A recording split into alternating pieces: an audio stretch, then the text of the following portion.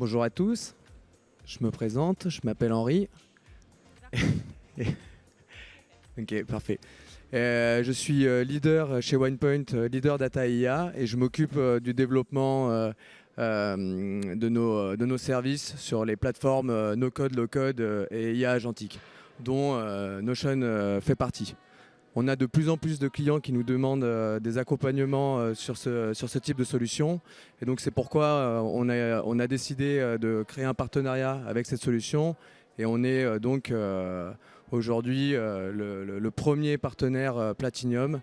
Et on a la chance de recevoir Laura Gregg, qui est la Head of Customer EMEA, et que l'on va pouvoir interroger sur ce qu'est aujourd'hui Notion. So I will switch now in English to ask my question, and I let you introduce yourself. Merci, bonjour. C'est super d'être à Paris. Mon français s'est arrêté ici. I tried. Hi, everyone. That's perfect. It was it? Okay, you're very kind. I studied French for 5 years, and that's as good as it gets. As Henri mentioned, my name is Laura Gregg. I head up our customer success team in EMEA in Dublin. My team work with our customers across Europe on how they can get the most out of Notion. So it's a great role to be in. I've been at Notion for 5 years, actually. I'm the longest serving employee in Europe, so I've seen it all right from the ground up.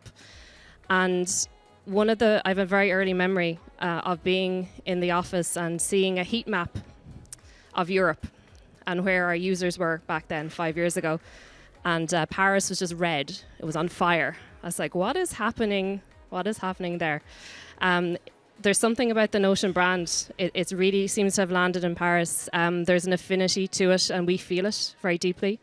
So I'm super proud to work with our creators, our community, our customers, from mid-market right up to enterprise. And very happily, we opened a hub in Paris last year. So we're going to have a central team working here and working with customers. So yeah, it's genuinely a thrill to be here. And it's not just because it's Paris in spring. It's great to be here and to feel the energy from the audience. Okay, thanks. As you told us, Notion is well known as a brand, but maybe for some of us that don't know you very well, how do you describe Notion today? Yeah, I mean, I try to describe it to my mum regularly, and she's still like, I don't get it. Yeah, so Notion is your AI-connected workspace for your knowledge management in a very simple way. What we've done is we've built Notion on the concept of Lego blocks or blocks. So you can completely customize whatever you want to do in Notion, and that can be for yourself, Henri, that can be for your team, or that can be for your company. So it's a place where humans and agents do the work and build all the knowledge that you need for your own life's work or for your company's work. In terms of users, we have over 100 million users worldwide. We're rapidly growing. And here in Paris, we work with some very well-known brands, from Quanto to BPI France to L'Oreal. So we see it right across the board, from that very buzzy scale-up startup community using Notion right to larger enterprises. And what some people might not realize is we are actually an AI native company. So we launched Notion AI back in 2022. Do you remember that far back when we didn't have AI? Yeah, just about. Of course. But I remember it launching. It was a few weeks before ChatGPT 3.0, I think. And back then, I was with my niece and nephew, and we were creating poems. I think everyone did that at the start, didn't they? When it first launched. But to see the scale and how much has changed in those 4 years from that very simple creation to where we are today, it's mind-blowing. Yes, it's been quite a journey. Yes, it's true that when we speak with our collaborator and we ask them, what do you use as an AI tool? A lot of them answer us about, I use a custom agent, I use Notion. Maybe for us, can you tell me more about what is a custom agent for Notion? Sure. Well, Henri and I were speaking backstage earlier. So your favorite hobbies are rugby, right? Rugby. This is one of them. And searching for information. I actually said, Henri, my favorite thing is trying to create status reports, which is obviously a joke. What a custom agent does is you can think of it as your assistant to do the busy work while you get on with the actual work. So it runs on automations and workflows and triggers to create information that you might need. So when I think about it, I break it down, and there's so many use cases for it, and we're discovering more all the time. But when I talk to customers, we tend to break it down to what are 3 hero use cases that I would say. The first is status updates. So imagine all the projects that you're running in a company, and imagine your CTO says to you on a Thursday afternoon, Henri, I need an update on all of those tomorrow morning. And you're like, that used to take hours and hours. An agent can be running that in the background for you, collecting all that information. So that's one that I would use personally on a regular basis. The second one is questions and answering into your knowledge base. So I don't know, do you remember a time not so long ago when a human would have to answer every query that's coming on what's our HR policy, or where do we go here for an office space? Now an agent can do that for you. And what's even better about it is not only can it answer, it can also update the background information with new information that comes. So people don't have to do that. And the third one there we see a lot of power and time saving with customers is triaging. So if we think about all of the bug reports that could come in, instead of you having to assign them to certain people, if you can create an agent that will auto assign those to the right individuals in your team so that they can get ahead with getting that work done and taking away the admin. So the way I think about custom agents is, what is the busy work that your teams are doing that you can automate? What is a problem that you have that you can solve with and take away that time? And I am learning all the time, I have to admit, what are some agents that could be helpful, and I think a lot of my customers are. We launched this in beta about, I'd say, 2 months ago now, custom agents. I think the last time I checked, there's over 20,000 agents have already been created just on that beta. And that's not a huge beta, it's quite a small one. But there's definitely a lot of urgency around it, testing, iterating, and I would say a lot of creativity around custom agents as well. But the key takeaway is automated workflows, automate the busy work, and free up your time to do other work. Okay. And where do you see already the biggest value, the benefit of using this kind of agent? Do you have already the benefit, the biggest value on that? Yeah, I mean, I think when I think about, and I can give you some customer examples, would that be helpful? Maybe it's better. Yeah, make it a bit more tangible? Sure. Because it is in beta and my team are right at the forefront of it, we're seeing quite a bit from the fields. If I think about right here in Paris, we have Pigment, I think a well-known brand here. So they are running custom agents and automating a huge amount of their work. We have Penny Lane. I think Penny Lane, the last time I checked, in around 50 agents. And again, they're thinking it through what is ticket summaries, tickets that we there and triaging them, creating those summaries around it. One of the biggest customers in the US, I think are super innovative. They're called Ramp. I don't know, do you know Ramp here? I see some nods. They're a fintech company based in San Francisco. And what they did was very interesting. They started with Notion as their knowledge base, and then they applied this agentic layer on top of it. So they completely rebuilt how they work with Notion and with AI. And within that, they were, I think within a few months, they were able to cut the spend that they have on their productivity tools by in around 70% and increase efficiency by 3x. And that was in quite a short period of time. And that's an official case study. It's not just me saying it. So there are just some examples that we'd have. And then another one, just quite recently, we were speaking to was Rakuten France. So they have created dozens of agents. And again, a lot of my customers are thinking through, like, what is the busy work? What can we automate? How can we create those efficiencies? And they've again created dozens of agents doing some pretty amazing things. And I can say our head of product, Max, had a call with them, and he came off the call and he said, oh, I have some ideas of some things I can automate. So we are constantly learning from our customers and learning what is the impact that this is going to have. And I can also give you some examples from internally at Notion, how we're using them. I think it's important that we what's the phrase? We drink our own champagne That's very French.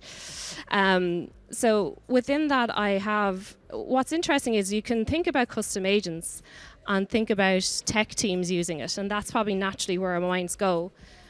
I like the benefit of it when it's not necessarily a tech team. So one example internally is our finance team.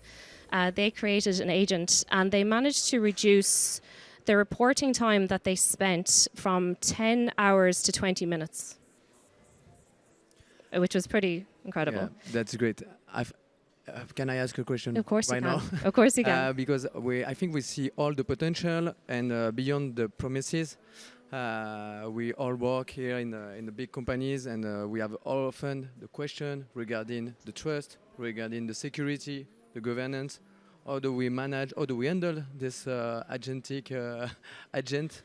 Do you have any answer to bring on that? Yeah, of course. And I think, we're European and we like things to be safe and secure. In France. Yeah, well, anywhere, particularly France, yes. We have a philosophy around how we design and how we think. And Henri, if things aren't safe, there's not really, I don't think there's anywhere we can go from that. So we very much design and think about the safety and control aspect. I work with a huge amount of enterprise customers, and this is something that's very top of mind for us.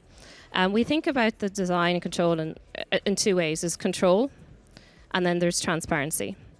So on control, we only allow agents the access to information that we give them the information to.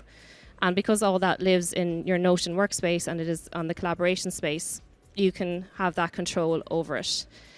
The second piece is transparency. So once we do have agents and they've launched and we see what they're working through, we have all the audit logs and the features there that will tell us exactly what has happened. So if anyone does need to go and check, it's all there. And I always think of it as a two-way door, Henri. Yes, it's never a one-way door. We can always go back on it. The second, and so the last piece on that is Notion doesn't train, the models aren't trained on customer data. And we have a zero retention policy for our enterprise customers as well. So we take security very, very seriously as a business and as a company. And it's something that we are very intentional about through our design. Okay, thank you so much for this kind of information. Now, what we see on the field with OnePoint is that our customer does not have the same maturity. They are all on different stages when we speak about AI. For some, it's only automation. Some of them are already their own language, model LLM. So how do you support your customer? How do you approach them? Yeah, and I think it's super, super fair. It's hard to know exactly where you are and where you want to be in a space that's changing so rapidly. This is something that we co-created with our marketing team. We were having some conversations internally, Henri, just to that point. It's where are we and how do I advise? So how do I advise my customers? So hopefully you can all see that. I'm going to step off the stool so I can. No when we think about automation on this side, the more automated we can be, the more value that you will derive from your system. And when I talked about a company like Ramp a few moments ago, they're probably more towards this end of the spectrum because they've been very intentional about their design. I think the first place you should always start is like, how do I create information? Then how do I think about AI as an assistant to me? So we have the creation piece. How is it going to help me day to day? The third piece is how can it be a teammate towards me? And then the final piece is all around if I build an operating system that's built agentically. Now, on your point, Henri, this is something that we're going to have available quite soon for people can sense check where they're at. I think what's interesting is you can have a company that's multiple places within the spectrum. You could have a team that's automated quite a bit, and then you could have another team that's a little bit maybe towards the middle or the other side.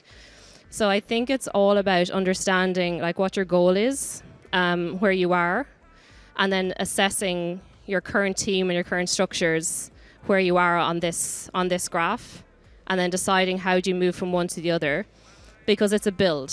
It's quite hard to go to a full agentic operating system if you haven't played and tested with AI and AI features. And you can get quite quickly here. I've seen it done very, very quickly. But again, it just depends on where your company is at, where your people are at, and how you bring them along that journey with you. Okay, and now when I'm listening to you and this framework, I'm thinking, do we have the need to have all our collaborators to be AI builder? I mean, this is this is the vision. Everyone has to know how to node code, vibe code, AI, BI, Valber. What is your position on this? My position is I don't think you need to be completely. I think it's important to test and iterate and have fun and be creative. What I'm seeing more and more of is about 10 to 20% of companies being those builders, Henri, and they're building the systems that everyone else gets to use. So when I mentioned some of the hero use cases earlier, somebody might build that agent, but the rest of the company get to reap the benefits of it. So what I would suggest, and another point is I'm spending a lot of time with customers. I'm speaking a lot to operations teams, actually. So it's the ops teams are thinking through what is our strategy for Notion, what is our strategy for agents, how are we going to build the structure that everyone else will get to use. So I think there's a lot of noise and there's a lot of media press out there that we all have to vibe code, we all have to do this. I think definitely iterate with it. But think about who are the people that are going to build that everyone else can get the benefits from.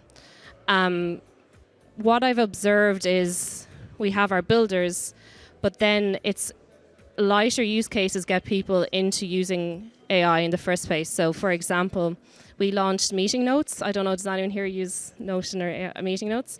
That just took off like this. Everyone was like, I love this. This is solving such a great problem for me.